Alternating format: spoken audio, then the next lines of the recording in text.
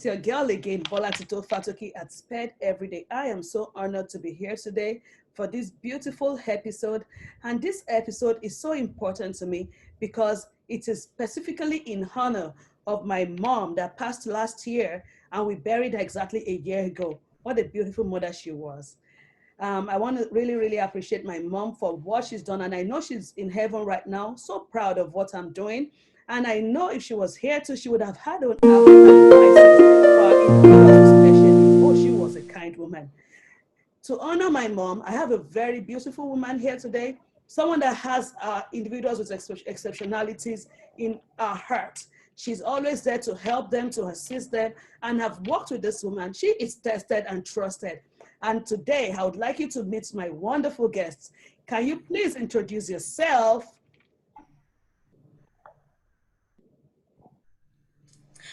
Hello, my name is Annie Curtis, and I'm the Special Education Counselor for Port Arthur Independent School District. Thank you, Miss Thank you so Curtis. much for having Yes, I really me. appreciate that. And of course, Miss Curtis says she's a special education counselor. I know a lot of parents out there in different parts of the world. Some don't even know about special education counselors. We're so used to the regular counselors, school counselors. So, Miss Curtis, can you tell me today, like, what is the difference between a special education counselor and a regular school counselor? Well, the regular school counselor, they focus on just primarily, they do a lot of scheduling, more scheduling than usual, but they also do guidance and counseling also. But my job, I focus on the guidance and counseling aspect, providing interventions for children who require my services. Okay, thank you. So what children would you say require your services? Um, well, we know that there are children who are under the special education umbrella, and these children, the way you'll know that they need my services, most of all, they have a problem learning. Their behavior or their disability is something that interfere with the daily learning, and so in order to help them to be able to learn and to keep up with the rest of the class, that's when my services come into play. Okay, thank you, Ms. Curtis. Curtis. So are you saying that is it every child that is under the umbrella of special education that would need your services, or there are certain students that will be identified? And if so, like how do you identify the ones that would need special ed counseling? Okay, okay, that's a good question. The way we identify, first of all, is through observation, um, teacher reports, parent report. Also, I perform formal and informal assessments, and I interpret those assessments, and they really give me a good idea based, and they're kind of aligned. Most of all, they're aligned with the behavior that I see in the classroom, that I observe, or the behavior that the teacher report, or that the parent report. But that's basically how they are identified Okay, thank you. for my So would it, services. so would it be right, Ms. Curtis, if I say that individuals like children having behavioral problems or issues in the classroom, maybe it's impeding learning, and teachers, you know, talking to the right person about it, or parents coming in to talk about their kids, can be evaluated for special ed counseling? Yes, a lot of times, there are times uh, well, normally uh, my services are recommended during the ARD meeting, and a counseling assessment is recommended also. But parents, they can come to their teacher or to the diagnostician that's on campus, and they can recommend assessment for my services. And what we would have to do, we would have to hold an ARD meeting, and at that point, the art committee would agree on a counseling assessment. Okay, thank you. So what I You're would like to say is that because I know there are a lot of people out there or parents, caregivers that do not even know that we have special education counseling. This is just to let you know that your child is even safe in schools. Schools are there to help. And for those in countries that do not understand or know what this is about, it means there are some people out there trained to specifically assist your child with disabilities. I know that a lot of parents, may be skeptical about counseling, about, oh, I don't want my child out there. I don't know, maybe she's talking to a stranger or that. Miss Curtis, what would you say to parents like this? If they, because for me as a person, or like before, I would think that my child would need counseling. Let me just go on with life, or I can talk to my child and help my child on my own. But now I understand because through questions that parents are always hesitant to, hand their child over to a complete stranger that they believe is a complete stranger talking to their child. So for parents that's hesitant like that, what would you say to them? Well, those are times when we have conversations. Uh, Parents, I have an open door policy, and parents are always free to call me whatever insecurities they are having. I want them to always feel opened, and I want them to be able to talk to me. And that's when conversations come into play.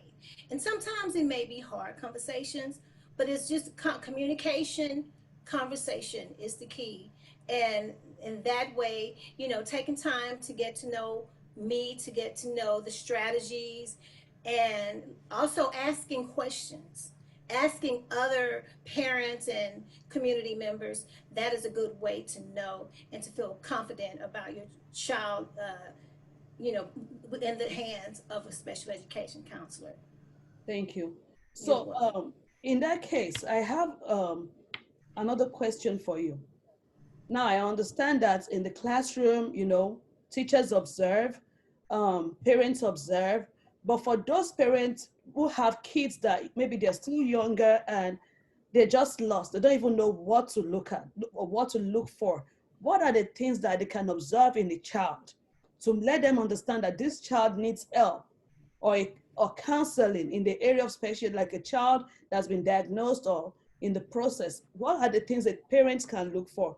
Is it like what kind of behavior would they look for? Okay, basically, of course, we already know naturally that aggressive behavior is one thing that we look for, but then also you might want to pay attention if a child is overly withdrawn, Mm, or if they are unable to remain on task and to complete a simple task. Those are some of the things that you would look for in a okay, very young child. okay, thank you. So again, um, is it when you're seeing these kids, is it like a collective, like something you do collectively, or you do it per child, or maybe sometimes together? Like, how do you work with these kids?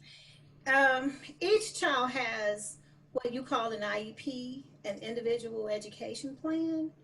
And the plan is designed basically, again, through observation, through teacher reports, parent reports. If the child already have a behavior intervention in place, I will look at that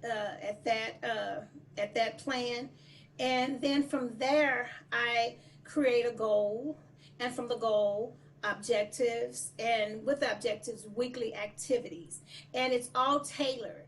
That's why it's tailored for each child, and that's why it's called an individual education plan. Oh, good. So, also, I've heard like special ed counselors talk about they also been like advocates for the kids.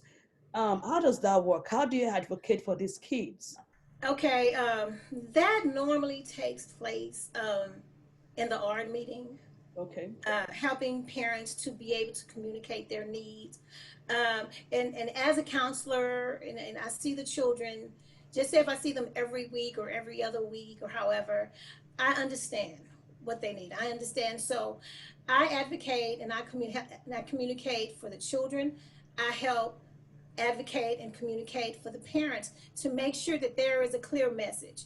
and to make sure that the children are getting everything that they need, Mm. as a part of their individual education plan. Okay, so parents, this is just to let you know that, we can't see it all. The teacher can't see it all. And you cannot just leave yourself like out there or without like utilizing the services of our other professionals. So when you have a counselor, you have a doctor, you have a speech therapist, make sure you gather information from these people as well, because these professionals will also be able to provide you some substantial information you need for your child.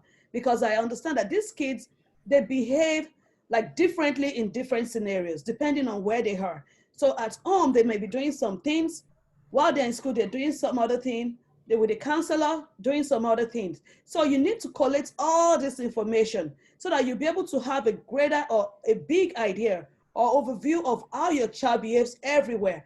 And with this, you can actually get help. Because what I've seen with parents, somebody asked me a question about, oh, the teacher keeps complaining or says this about my child, but my child doesn't do it at home. Most of our individuals with disabilities, they flow with the environment.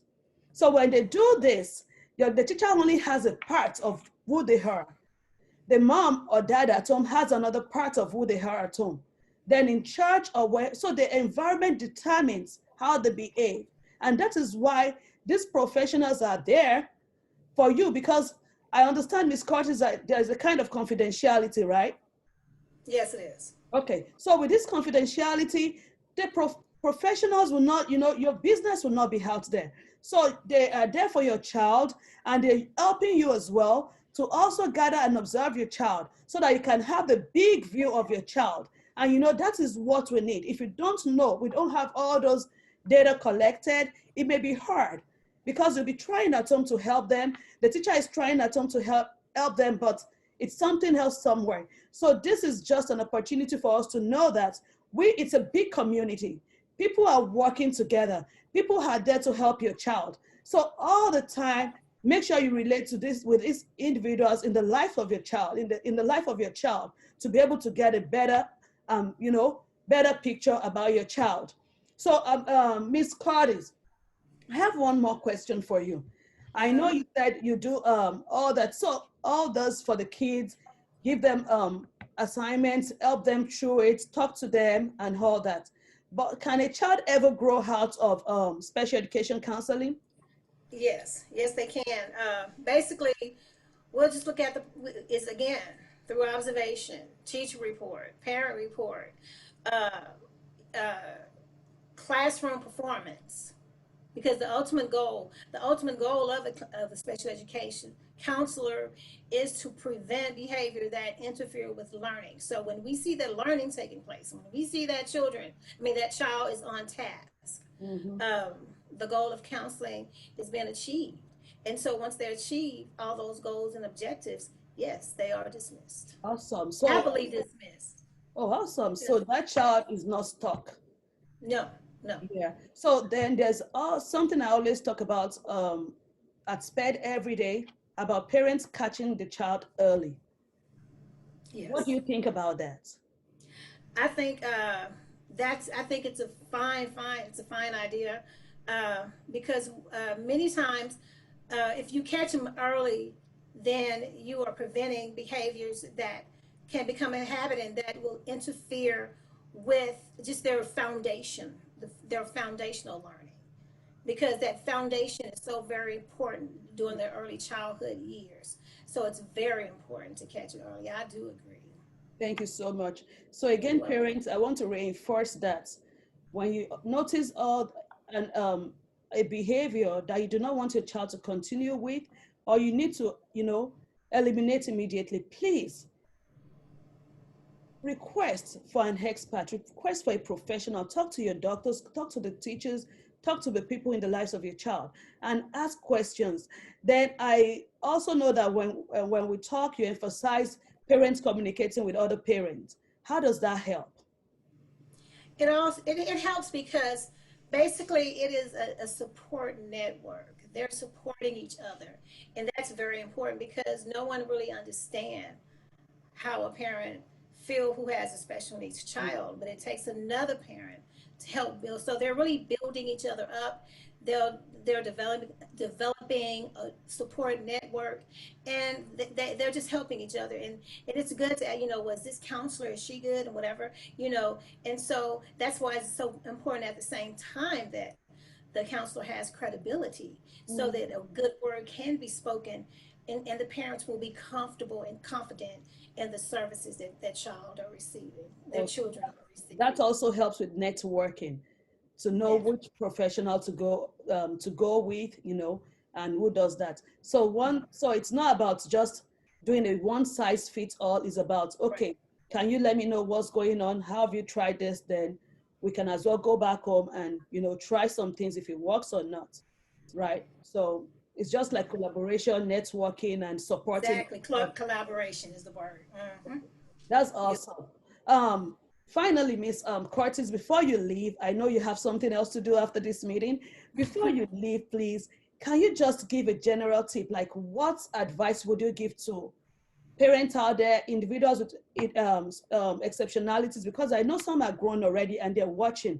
What advice would you give, even to the caregivers, to neighbors and friends that don't know these people, that just see them on, and they're like, oh, what's going on with them? Like, what general tip would you give to people out there that meet an individual with exceptionalities? basically, know your child. Know your child. Know, observe them. Know who they are at home. Know who they are at school.